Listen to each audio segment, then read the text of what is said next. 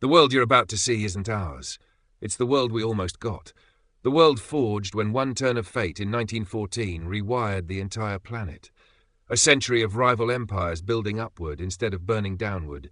A century where Germany, Japan, and the United States didn't tear each other apart. They out-engineered each other.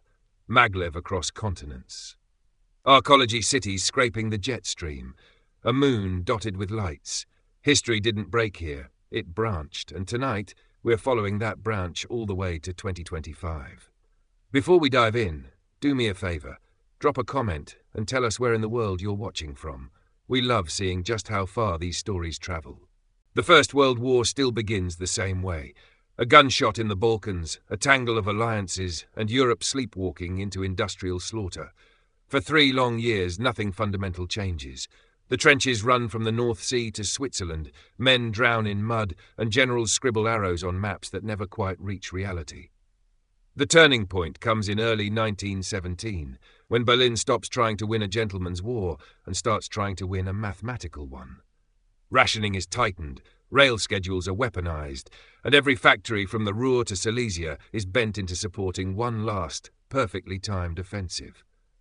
German stormtrooper tactics, refined in brutal experiments along the front, are paired with precise artillery barrages and strict, centrally coordinated logistics. At the same time, Russia is cracking. The strain that produced revolution in our timeline still exists here, but the German High Command sees an opportunity before Petrograd fully implodes. The Treaty of Brest-Litovsk is pushed through, and in this version of history, it sticks. Russia cedes Poland, the Baltic lands, and huge slices of Ukraine and Belarus.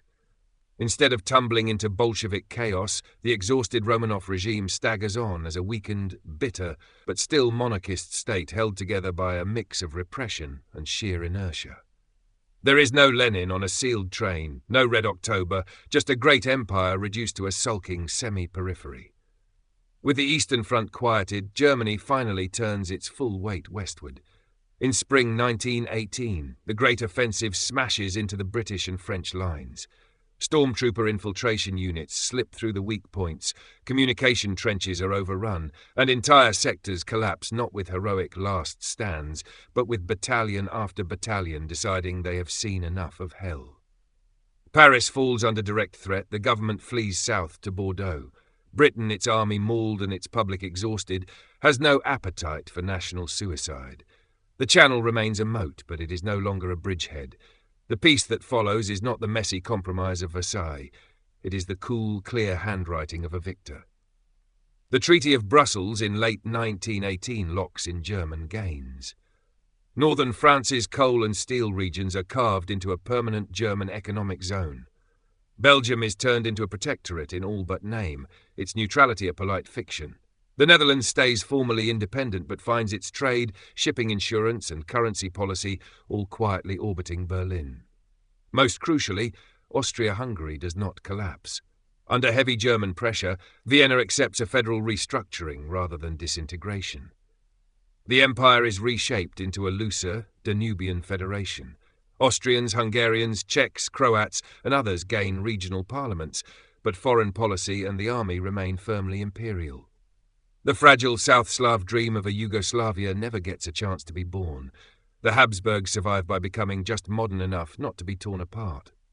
To the south, the Ottoman Empire survives as well, though it does not exactly thrive. German officers and engineers remain embedded in Constantinople, helping to modernize the railways, ports, and army. Arabia slips away into a patchwork of semi-independent kingdoms and emirates, but Anatolia, Syria, and Mesopotamia remain Ottoman under a reform mandate strongly guided by Berlin. There is no Sykes-Picot carving session. London and Paris simply do not have the leverage. Daily life across this new order feels strangely familiar and utterly different. In Berlin, Munich, Vienna, and Budapest, civilians slowly trade ration cards for wages again. Food returns to markets, trams run on time, and people begin to forget what it was like to measure distance in shells. But everywhere there is a quiet, unmistakable message. The road to stability runs through German power. Rail timetables, trade licenses, even school curricula increasingly reflect that fact. Militarily, Germany emerges not only undefeated, but sharpened.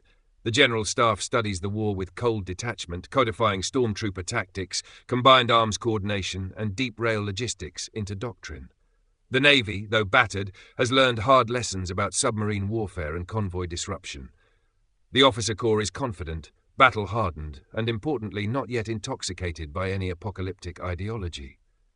They believe in empire, in order, and in the map as a solvable puzzle, not in racial crusades. Economically, the gains are enormous. German industry now commands the coal of northern France, the iron of Lorraine, the ports of Belgium, and preferential access to resources across Central Europe and the Ottoman lands. Reparations flow not toward Berlin's enemies, but away from them.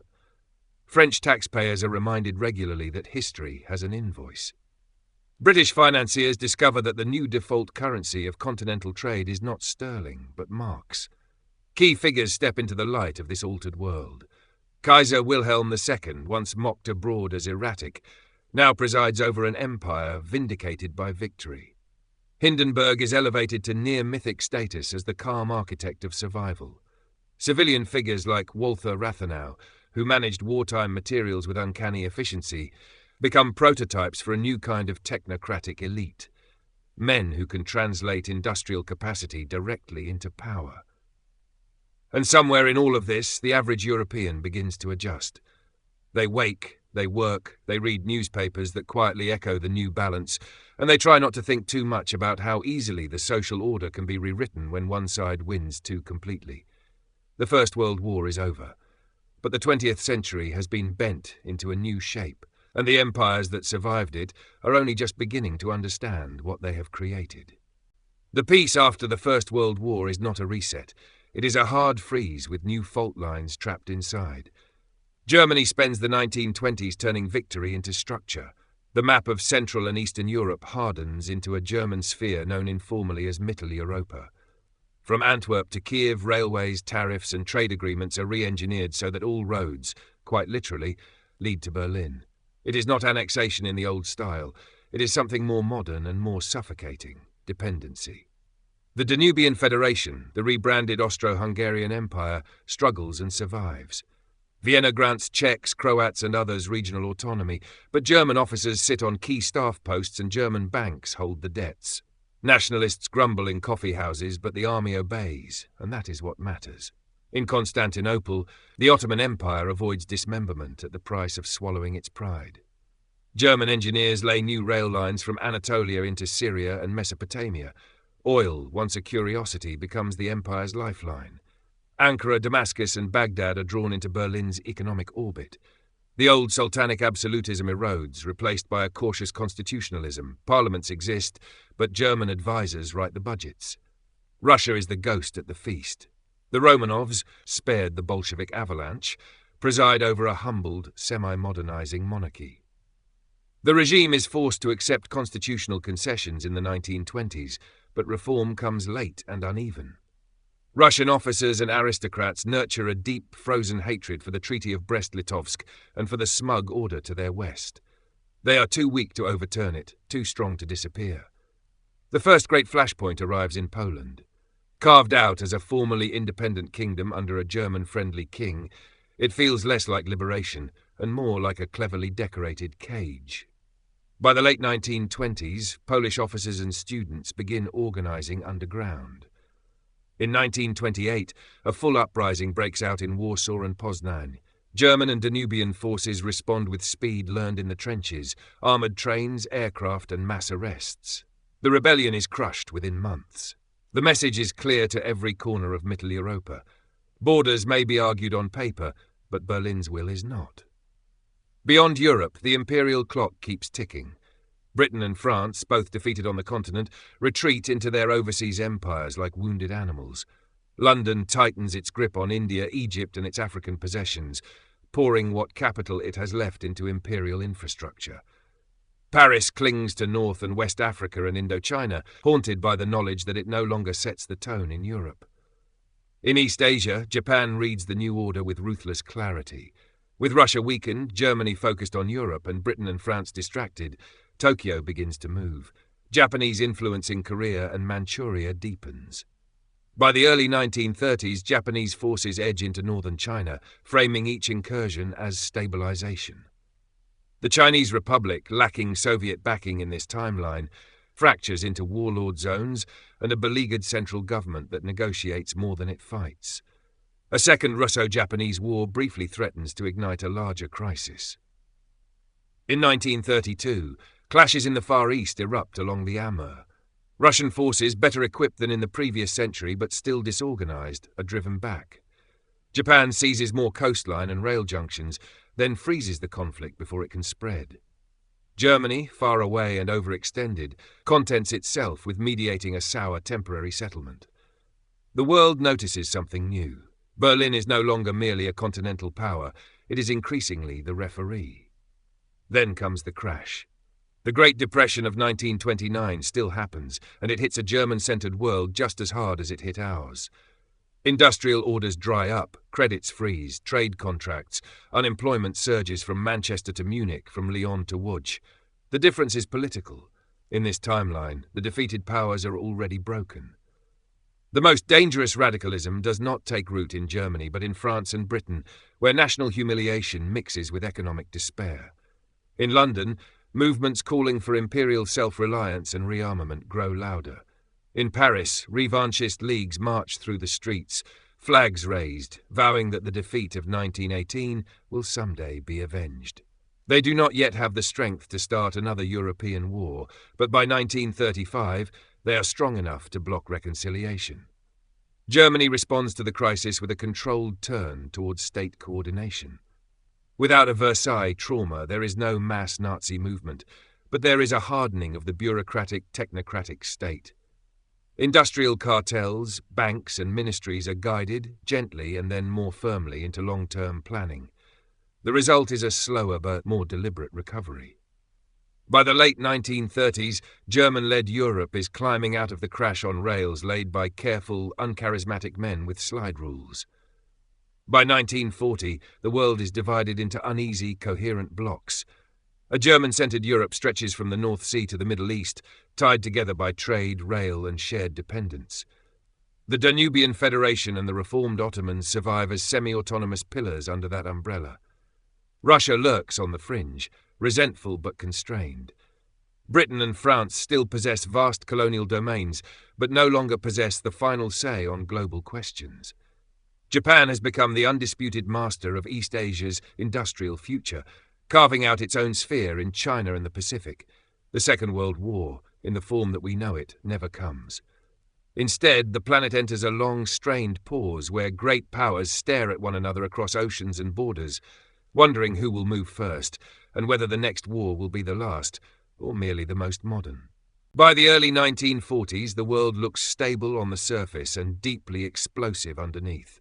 Germany sits at the centre of Mitteleuropa. The Danubian Federation and the reformed Ottoman Empire form its pillars to south and east, and much of the continent's industry and trade are wired through Berlin's bureaucratic nerve system. But Britain, France, and Russia have spent 2 decades swallowing humiliation. The Depression sharpened their anger, not their wisdom. In back rooms and war colleges, a simple idea takes hold. Germany must be cut down before its lead becomes permanent. Around 1942, they move. The plan is brutally simple, a 3-front strike. French and British forces will hammer the Rhine and Low Countries using massed armour and air power. Russia will surge west through Poland and Belarus, reclaiming the lands lost at Brest-Litovsk. The numbers look impressive on paper. Roughly 5 million men under arms between them, tens of thousands of guns, several thousand tanks, and air fleets finally modern enough to compete. What they misjudge is time. Germany has spent 20 years planning for this exact nightmare. Mitteleuropa is not just an economic sphere. It is a mobilization machine. When the first Allied shells fall along the Rhine, pre-written rail schedules snap into motion. Within days, the German bloc fields around 4 million soldiers, including Danubian and Ottoman contingents, backed by close to 4,000 modern tanks and more than 6,000 aircraft. Fewer men, better organized. The first decisive clash comes in the west, the Battle of the Ardennes corridor. Franco-British armour punches into Belgium, hoping to break toward the Ruhr. Instead, they drive straight into an elastic defence. German armoured groups, coordinated by radio and fed real-time reconnaissance from fast aircraft, give ground carefully, then snap shut on the flanks. Within 3 weeks, a combined Anglo-French army of nearly 1 million is encircled in a vast pocket stretching from Liège to Lille. The attempted breakout turns into a mechanized slaughter. Most of the force is destroyed or captured. The British expeditionary contingent never makes it back across the Channel in meaningful numbers. In the east, the Russians fare no better. They launch a grand offensive through the Belarusian plains with close to 2 million men, hoping to overwhelm the thin German and Polish screens. Instead, they find a defence in depth. Layered anti-tank belts, pre-sighted artillery, and swift counterstrokes by German and Danubian armoured corps. The critical engagement, later called the Battle of the Vistula Bend, sees twin German spearheads slice in behind the advancing Russians, severing their supply lines. Hundreds of thousands of Russian troops find themselves cut off in exposed salients with dwindling ammunition and no air cover. Surrender becomes a logistical choice as much as a moral one. At sea, the Royal Navy attempts to repeat its old strategy and strangle Germany into submission. But this navy meets a different opponent. German long-range submarines, guided by better signals intelligence and supported by land-based bombers, inflict losses the Admiralty has never seen. The North Sea becomes a killing ground. Several major British capital ships are lost in a single season. For the first time in modern history, Britain can no longer guarantee its own supply lines. While Europe tears itself apart, Japan moves. Tokyo seizes the moment to push deeper into coastal China, Indochina, and the resource-rich islands to the south. German diplomats make their position clear. Expansion inside Asia is tolerable. Attacks on American possessions are not. Japan, dependent on German-mediated access to Middle Eastern oil and certain machine tools, listens. The United States rearms, watches, calculates, and stays neutral, determined not to be dragged into another old-world disaster. By the end of the third campaign season, the war is effectively decided. France collapses first. Its armies have been broken, its industrial north once again under German control, its politics shattered by defeat. Britain endures bombardment and blockade long enough to preserve its home islands, but not its role as a first-rank power. Russia, bled white and pushed back hundreds of kilometres, sues for terms rather than risk internal collapse. The Second Great War, as historians will later call it, lasts barely 3 years. It burns bright and fast, leaving no question about who now dominates the Eurasian landmass. Germany emerges bruised but central. The Danubian Federation and the Ottomans remain tied into its system. Japan stands as the uncontested master of East Asia. Britain, France, and Russia step down from the stage of primacy and join a new category, former empires living in a world they no longer control. The planet has changed hands, not in a long grind, but in one brutal, accelerated test of whose institutions were truly built for modern war. The Second Great War ends quickly, but its shockwaves linger for decades. By the mid-1940s, Germany stands as the unchallenged organizer of the European continent. The Danubian Federation and the reformed Ottoman Empire remain intact as pillars, their sovereignty real but bounded by the steel frame of German finance, German railways, and German security guarantees. Japan dominates East Asia. Britain, France, and Russia step back from the centre of history and discover how humiliating second rank feels. Peace does not mean quiet. It simply shifts where the noise happens. The first major tremor comes not in Europe, but in the imperial periphery. Britain, weakened and blockaded during the short war, can no longer rule India by posture alone. By the late 1940s, a vast independence movement, inspired by earlier non-violent campaigns but hardened by 2 defeats in Europe, erupts into something fiercer. Strikes, mutinies and bombings spread from Calcutta to Bombay. Germany sees an opportunity. Rather than openly backing revolution, Berlin offers to mediate a responsible transition that preserves trade routes and investment. A compromise emerges in the early 1950s. India becomes independent earlier than in our history, but its first generation of planners is trained in Berlin, not London. The new state joins a loose ring of countries economically aligned with Mitteleuropa, a quiet German victory in a war it never had to fight. France faces its own reckoning in North Africa and Indochina. Here, too, anti-colonial movements rise, but the context is different. Paris has been twice defeated on European soil. The moral aura of the Republic is gone. Independence wars in Algeria and Vietnam burn hot through the 1950s. Without a Soviet bloc to arm and fund them, rebel movements adapt, turning to smuggling networks, stolen weapons, and occasional Japanese and German arms dealers willing to sell to anyone who pays. France wins some battles, loses others, and eventually concedes staggered independence, retaining economic privileges that fool no one. Inside the German sphere, trouble brews at the hinge points. The Danubian Federation remains stable on paper, but nationalist tensions never vanish.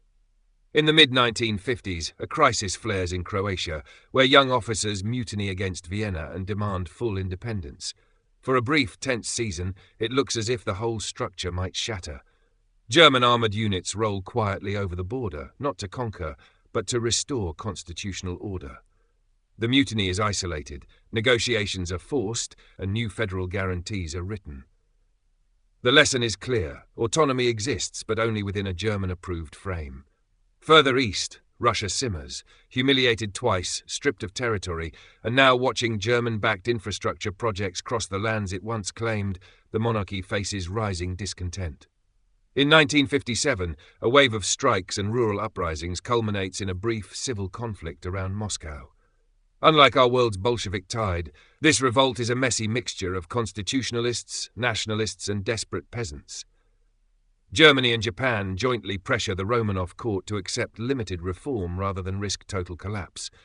A weak constitutional monarchy emerges, its foreign policy tethered by necessity to Berlin's. While empires flex and fracture on the ground, new rivalries take shape in the sky. With no Soviet Union, the race beyond the atmosphere becomes a three-cornered competition between Germany, the United States, and Japan. All three emerged from the mid-century wars relatively intact industrially. All three see rockets and the high frontier as the ultimate proof of modernity. Germany begins with an enormous advantage. Its long tradition of rocketry, uninterrupted by regime collapse, allows it to launch the first artificial satellites several years ahead of our reality, in the late 1950s. The object is small, the signal faint, but the psychological effect is enormous. Berlin newspapers proclaim that Mitteleuropa has extended its order into the heavens. In Washington and Tokyo, the headline is shorter but sharper: "We are behind." The United States responds with money and talent. Free from the burden of rebuilding from ruin, American industry accelerates into aerospace and computing. By the early 1960s, American rockets matched German ones in payload and reliability. Japan, leveraging its dominance in precision manufacturing and electronics, quickly becomes indispensable in guidance systems and materials, even when it is not the first to plant a flag. The first humans in orbit in this timeline are not American and not Soviet. They are German and Japanese. A joint mission in the mid-1960s sends two men, one from Berlin, one from Tokyo, around the Earth. The images of Europe and Asia from above are broadcast globally. For a brief moment, humanity sees the planet not as empires but as geometry. Then the moment passes and the competition resumes. Technological breakthroughs follow at a brisker pace than in our own history. The lack of a devastating continent-wide Second World War means industry, power grids, and research centers did not have to be rebuilt from rubble. Nuclear power comes into widespread civilian use by the late 1950s, first in Germany and Japan, then in the United States. Jet aviation matures quickly. By 1965, regular transcontinental flights crisscross Eurasia, linking Berlin, Vienna, Constantinople, Delhi, and Tokyo in a network of sleek aluminium and kerosene. Computing, too, advances faster. State-guided industrial planning in Mitteleuropa creates strong incentives to build machines capable of solving large optimization problems. Early mainframes hum in Berlin by the late 1950s. American corporations, fearing permanent German economic dominance, adopt the technology with even greater enthusiasm. By the end of the 1960s, rudimentary computer networks link government agencies, universities, and major firms in Europe, North America, and Japan.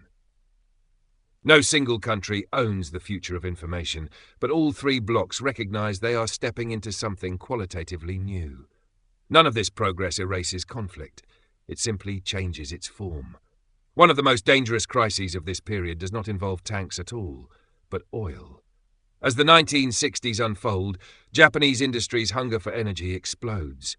The reformed Ottoman Empire, still formally sovereign over much of the Middle East, but deeply entangled with German banks and engineering firms, becomes the arena for a quiet struggle between German and Japanese influence. Tokyo offers generous terms to Gulf monarchs for long-term supply contracts. Berlin counters with infrastructure, arms, and security guarantees. The oil alignment dispute never becomes an open war, but there are bombings, assassinations, and several narrowly averted coups from Baghdad to Riyadh. For the average citizen, it manifests as occasional rationing and strange headlines about foreign ministers flying urgently between Berlin, Ankara, and Tokyo. By 1970, the world is recognizably ours in its technology and its anxieties, and yet fundamentally different in its political geometry. Germany presides over a massive, bureaucratically efficient European Middle Eastern core. Japan sits atop an East Asian industrial bloc. The United States, never crowned as sole superpower, is instead one of three great poles in a crowded, wired nuclear world. The old empires have not vanished. They have simply been reskinned and rewired, their flags adjusted to match a new reality. Underneath, the same forces push and pull: wealth, fear, pride, and the restless curiosity that drives human beings to climb from trenches to rocket capsules in the span of a single long century. In the wake of the Second Great War, the world doesn't calm down. It settles uneasily, like a giant beast shifting its weight, never fully asleep. From 1970 to the turn of the millennium, three superblocks define the planet. The German core, stretching from Antwerp to Basra, anchored by Berlin, Vienna, and Constantinople. The Japanese sphere, ruling East Asia and the Pacific, with steel discipline and an obsession with efficiency. The United States, wealthy, democratic, and determined never again to be the bystander history forces to watch from the bleachers. But even in a world without a Cold War, pressure always finds a place to leak. Hash the new fault lines. The Danubian Sheikh, 1974. The Danubian Federation, Austria-Hungary's rebranded, federalized successor, hits its biggest crisis since the war. Slovene and Croatian activists coordinate a general strike, supported by sympathetic officers in Zagreb. It looks like the beginning of a Balkan unraveling. Berlin reacts instantly. Within 72 hours, German rapid deployment brigades, flown in by the same airlift network built during the Second Great War, secure key transport hubs. There is no occupation, only a stabilization window. Vienna offers new cultural guarantees. Berlin offers new loans, and the crisis dissolves. No Yugoslavia forms, no civil war, just a half-suppressed reminder that nationalism doesn't die, it just changes clothes. The Persian Shock, 1979. The Ottoman Empire, now a constitutional German-advised hybrid state, faces its first major wave of political Islam in Persia and Iraq. A clerical movement spreads across Mesopotamia, threatening to ignite a region the Germans rely on for oil and strategic depth. This time, Berlin asks Tokyo for help. Japan, thirsty for energy, says yes. A joint German-Japanese intervention stabilizes Iraq in 6 months. The world watches, stunned, as two empires that should be rivals prove they can cooperate when oil is on the line.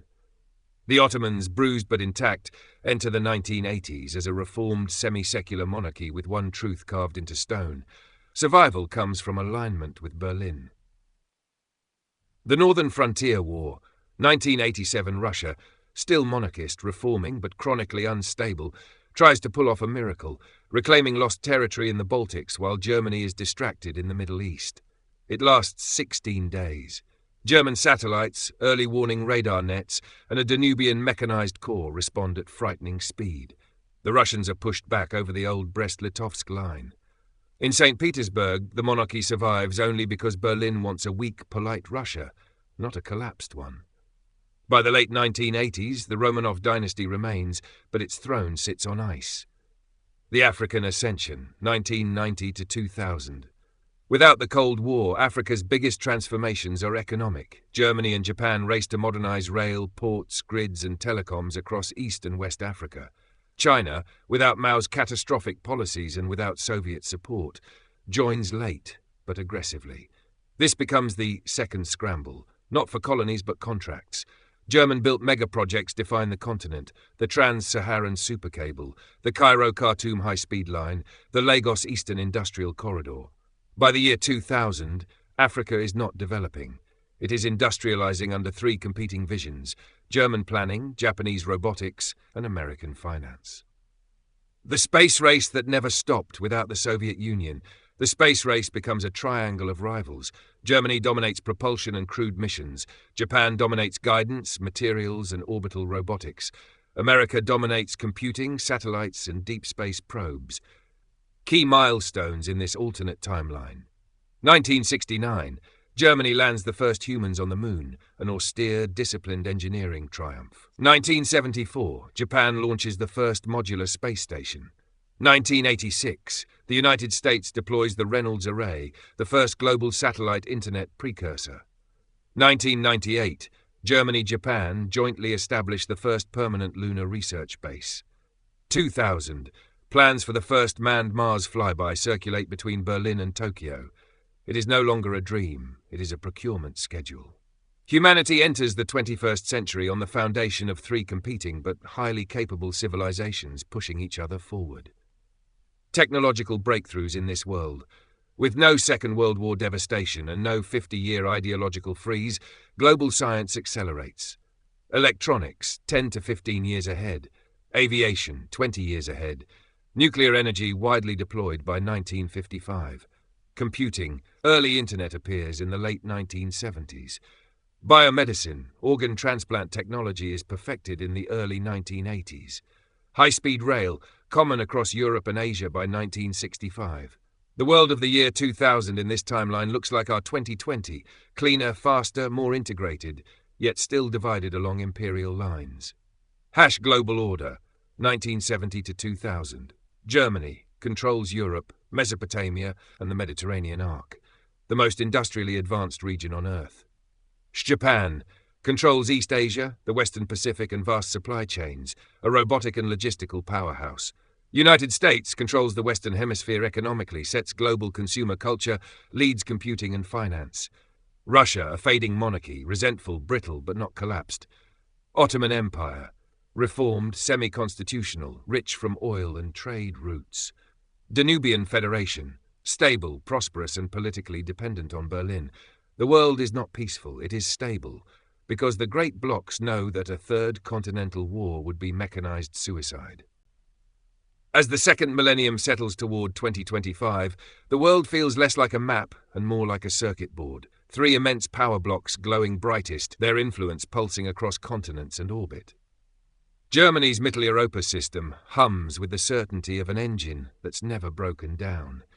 A core population of 500 million spread across the Danubian states and the reformed Ottoman monarchy, all synchronized by rail grids, quantum fiber pipelines, and automated production lines stretching from Antwerp to Basra. This machine runs hot, generating a planetary record, just under $30 trillion of annual output, with citizens earning on average $63,000 per head in a society where scarcity feels old-fashioned. Japan's Pacific Dominion, tech-forward and brutally efficient, remains the cleanest-running empire on Earth. Its 17-nation economic sphere operates like an ultra-precise watch movement, every gear lubricated by robotics, micromanufacturing, and material science breakthroughs unmatched anywhere. The result is a powerhouse of $21 trillion in GDP, with a culture of innovation that pushes per capita income past $68,000 and rising.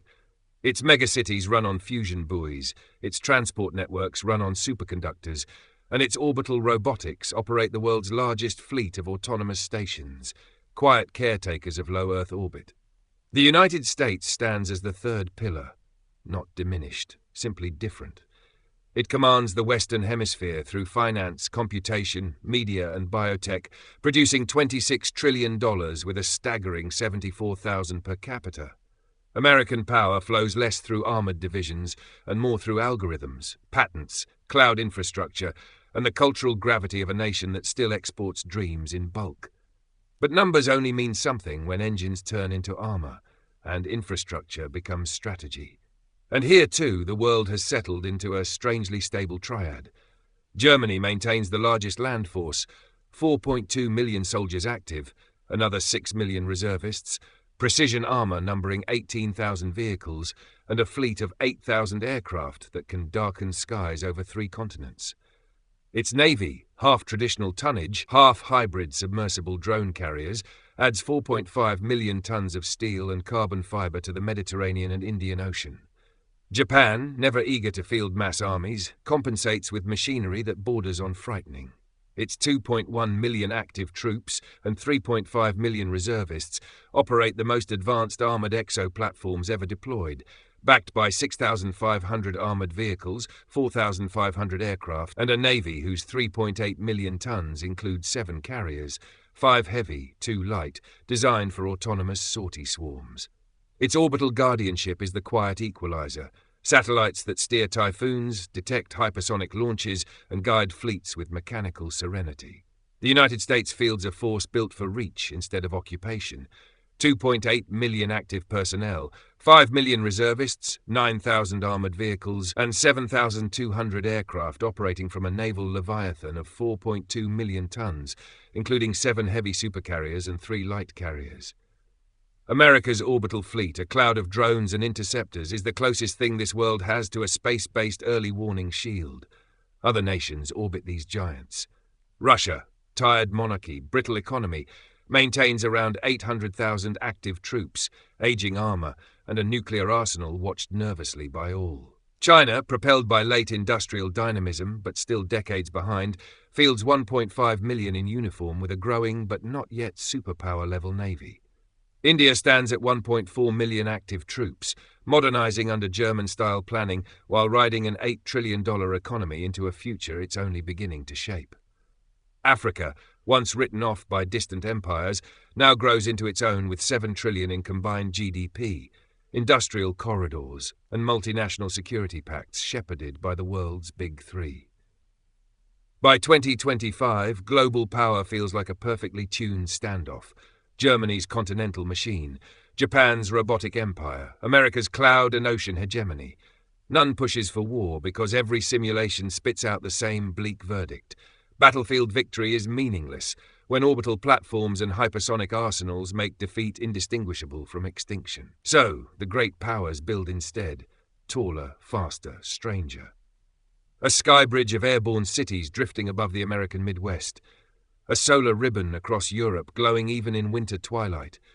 A lunar industrial complex where Japanese robots and German engineers assemble telescopes the size of cathedrals. A space elevator rooted in the Rift Valley, lifting cargo toward the heavens with the quiet confidence of a civilization that finally learned to make gravity optional. The 20th century began with mud and wire. It ends with megastructures climbing into the night sky, powered by nations that learned to compete without burning the world down. That is the final shape of Earth in this timeline, balanced, accelerated, awe-inspiring. A planet living at full power.